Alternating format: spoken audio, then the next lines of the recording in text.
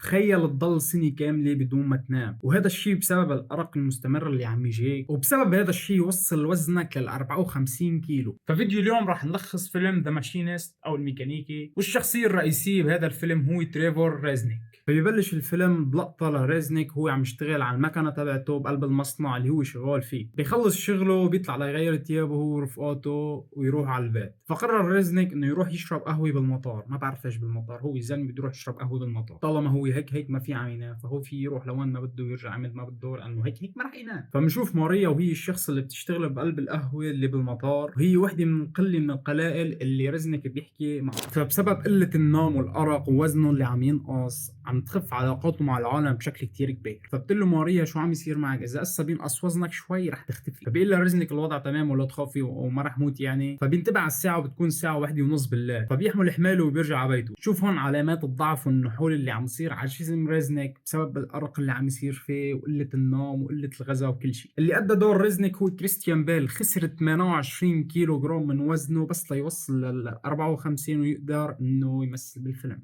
كان متبع نظام غذائي اللي هو عبارة عن تفاحة واحدة وفنجان قهوة، أحيانا ياكل علبة سمك باليوم. هو كان بده يوصل ل 45 كيلو بس الأطباء حذروه إنه هذا رح يشكل خطر كبير على حياته، أخذ الموضوع كتير جد، الزلمة حابب يختفي. فبيغمض عيونه وما بيقدر ينام، فبيروح لينظف أرضية الحمام فرشاية أسنان، عاد وضعه ما صعب. وبس بده يعمل شيء أو بده يشتري شيء بيكتب على ورقة وبيعلقها على البراد لأنه ذاكرته صايرة صفر. بيرجع على الشغل تاني يوم، فبيطلبه رئيس المصنع ليجي لعنده على المكتب. بيقول له حبيبي شو عم يصير معك؟ انت صاير شكلك بخري ووضعك مانو مزبوط نهائيا، بتحب نبعتك على دكتور على مشفى على اللي بدك اياه. بيقول له رزنك لا ما شبني شيء، انا مثل الحصان ووضعي كله تمام. فبيحمل حماله ورزنك وبده يروح. فبيقول له رئيس المصنع حبيب شو رايك تعطينا عينه مشان نعمل لك اختبار اذا عم تتعاطى شيء ولا لا. بعدها بيخلص رزنك شغله وبيطلع على السياره يدخن سيجاره، بيطلع على السياره يدخن سيجاره.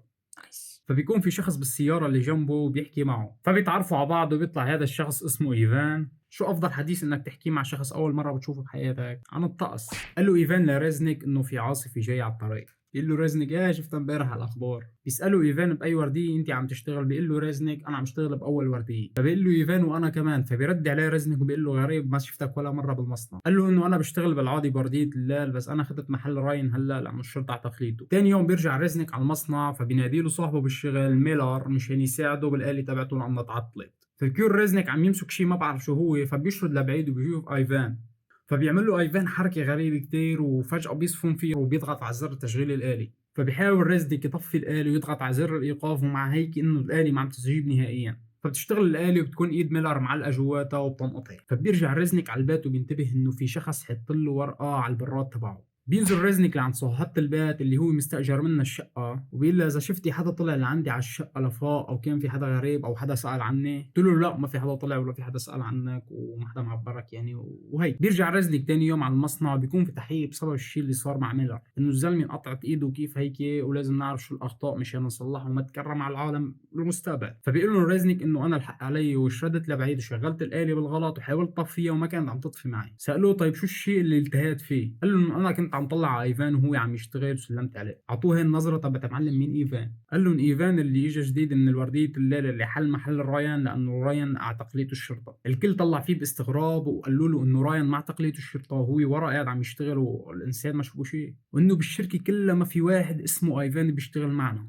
بيعطيه رزنك هي النظره معلم وين وات فاك يعني شو عم تحكي انت. فبيقرروا يبعثوا له رزنك مشان يريح لانه الوضع تبعه ما ظابط نهائيا. قالوا بينه وبين حاله انه هذا الزلمه عم يهلوس ولازم يريح شوي. فبيرجع رزنك بالسياره وبيكون راح يعمل حادث، وبيصفن بينه وبين حاله وبقول انه في شيء غلط عم يصير. فبيروح رزنك على المطار لحتى يشرب قهوه. فبتيجي لعنده النادلة ماريا وبتساله انه ليش انت بتقطع كل هالطريق بس مشان تشرب قهوه بالمطار.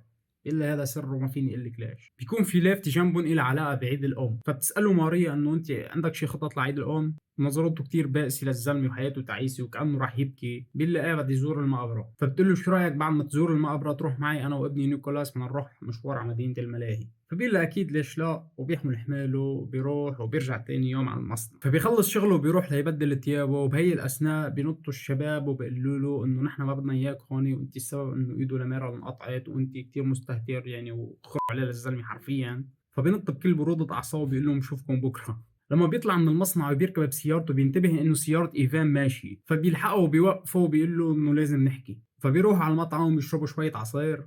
فبيقول له رزنك لايفان: معلم ما حدا بالشركه بيعرف انك موجود، وسالتهم عنك وقالوا انه ما معنا بس حدا بالشركه اسمه ايفان. هذاك قال له انه عم ياخذوك ويجيبوك بالحكي لانه انا طلبت زياده على الراتب وما كانوا يعطوني. فبيروح ايفان على الحمام وبيترك المحفظه تبعته على الطاوله، فبيفتح رزنك محفظته لايفان وبيشيل صوره فيها ايفان ورايان مع بعض. هون يعرف رزنك انه في شيء عم يصير من ورا ظهره، فبيرجع على البيت وبينتبه انه في ورقه ملزقه على البراد نفس الورقه اللي كانت ملزقه قبل، بس اذا دققتوا فيها بتعرفوا انه هي لعبه المشن اللي كنا نلعبها ونحن صغار. فبيروح رزنك لعند البنت اللي هو بيحبها وبيحكي لها شو عم يصير معه، انه في مؤامره كبيره عم تنحاك ضده. فبتقول له انه شكلك انت لازم لك الرياحه وشكلك كثير صاير يعني مزري كلمه حلوه. تاني يوم بيروح مع ماريا وابنها على مدينة الملاهي، فبيجي لياخد لهم صورة، ولما بيطلع بالصورة بيصفن شوي وكأنه تذكر شيء. بسأله ماريا: شبك شو صار معك؟ بيقول لها: لا كأني أنا تذكرت شيء، وهذا المكان أنا إلي زمان كتير ما جاي عليه من وقت اللي كنت صغير وهالأمور يعني. ماريا بيجيها اتصال من زوجها السابق، فبتقول له: شو رايك تاخذ نيكولاس بجولة لحتى أخلص أنا حكي على التليفون؟ فبيروح رزنك بياخده للولد معه على لعبة اسمها الطريق 666، وهي عبارة عن عربية بتمشي على سكة وحواليك شغلات غريبة يعني وهالأمور.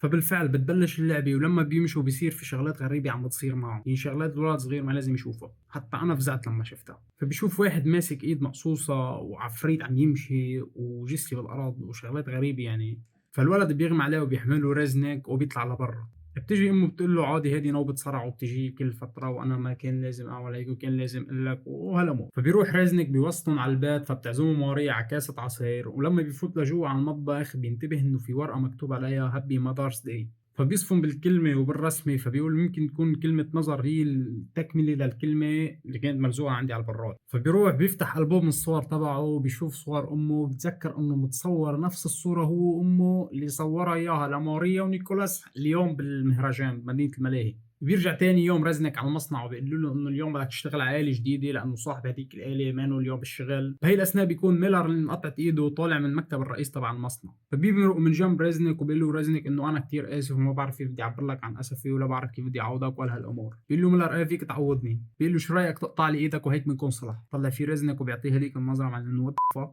بيقول له ميلر: عم امزح معك يا زلمه، معقول انت ما بتلقى مزح؟ قال له: بالعكس انت لازم تعتبرني محظوظ وانا كثير ممنون إلك، لانه انا هلا اخذت شيك بهديك الحسبه وصار معي مصاري كثير ناس بتحاول تقطع دياتها وجرياتها وبتموت بالاخر وبتحاول تعمل هذا الشيء، وانت هلا عملت لي معروف اسطوري وهالامر. فبيروح رازنك لشغل الاله الجديده اللي راح يشتغل عليها، فما بتشتغل وبيحاول يصلحها، فبيمد ايده لجوا الاله مشان يركب اقشاط على ما اعتقد مشان تشتغل الاله. بعدها شو بيصير؟ ملعوبه، بتشتغل الاله وهو ايده جوا، وبصير يعيط مثل المجنون وينادي العالم وما حدا عم يسمعه نهائيا. فبيقدر يحط ماسورة حديد بقلب المسننات اللي عم يبرمه ويوقف الآلة. فجأة بيجي واحد من أصحابه من العمال وبيشل ايده وبيعصب رزنك على العالم كله وبتلتم كله وبيبلش يدفش الكل ويعلى مع الكل ويعيط ويقول لهم: انتم عملتوا هذا الشيء قصد وبدكم تنتقموا مني وتقطعوا لي ايدي. فبيجي هذا البوس المشرف على العمال بالشغل وبيقول له: رزنك شوفي شو عم يصير معك. فبيهجم عليه رزنك وبيدفشه وبده يضربه، فبيقول له: ضب اغراضك والله معك. فبيقول لهم رزنك: انتم عم تعملوا مؤامرة ضدي وهذا ايفان موجود. فاجا بده يرجيهم صورة رايان وايفان فما بيلاقيها معه، فحرفيا هون يقول الزلمه مجنون وخالص على خير. فبيرجع رازنك على البيت وبيقعد بيدور على الصورة مثل المجنون وما بيلاقيها نهائيا، وحتى الكهرباء مقطوعة لأنه نسي يدفع الفواتير تبعته. بهي الأثناء بنشوف البراد تبع رازنك عم يشرشر دم، فبيسمع صوت باب شقته عم ينفتح وبيروح ليشوف مين، فبيحمل جرة وبيوقف ورا الباب. فلما بينفتح الباب بيتفاجأ بصاحبة الباب وبيقول لها: شو عم تعملي هون؟ قلت له: أنا فكرتك برا وفي تسرب بالسقف عندي وجاي من الشقة تبعتك. فبيقول لها: يلا الله معك، وبيك عراه برا الباب. قبل ما تطلع بتقول له: في ريحه كتير بتقرف طالعه من الشقه تبعتك، نظفها منيح. فبيرجع على المطبخ وبيشوف الارض معبايه كلها دم، فبينتبه انه على البراد في ورقه مكتوب عليها حرف الاي والال زياده عن المره الماضيه، وجسم الرجل المشنوق يعني زاد شوي. فبيحط من عنده هو حرف ال وبيزود اجر وايد وبيترك ايد الشمال، فبيصفن شوي وبيكتب اول شيء حرف الام اللي هو قصده فيه ميلر، لانه ميلر ايده شمال مقطوعه. ذكاء اسطوري. فبيروح لعند ميلر على البيت وبيتهمه بيقول له انه انت بدك تنتقم مني وعم تضمر لي الضغينه، وانت عامل حالك انه ما انك مهتم وعندك صور شغلات جديده وسياره جديده وعطوك تعويض مالي اسطوري، بس انت كذاب وبدك تنتقم مني بطريقه غير مباشره. فبيضربوا ميلر وبيقلعوا برا البيت تبعه. فرزنك بيشوف ايفان وهو طالع من بيت ميلر، فبيركب بالسياره وبيلحقوا طول الطريق. ففجاه بتتعطل سياره رزنك، بس بيقدر ياخذ رقم لوحه السياره تبعت ايفان. بيروح للمواصلات وبيسالهم عن رقم لوحه لوحة السيارة وبيقولوا له إنه حبيبنا نحن ما فينا نساعدك بشي نهائيًا، وقال له إنه ما فينا نعطي معلومات عن صاحب أي سيارة إلا بأمر من الشرطة أو إذا كان في جريمة صايرة. قال له رزنك إيه هذا الزلمة ضربني وهرب. قال له حبيبي يعني السيارة كيف ضربتك وهربت؟ أنا ما شايفك مجروح جرح بسيط يعني. قال له رزنك يعني هلا إذا أنا رحت ضربت حالي رح تعطيني العنوان شيء؟ قال له أنا ما فيني أعطيك شيء بس الشرطة يمكن. فبيروح رزنك بكل قواه العقلية وبيشلح حاله قدام سيارة. فبيروح رزنك لمقر الشرطة وهو عم يعرج وشكله كتير يعني بيخرق ووشه كله كدمات وجروحة، وبيقول لهم إني بدي أقدم تقرير إنه حدا ضربني بالسيارة وهرب.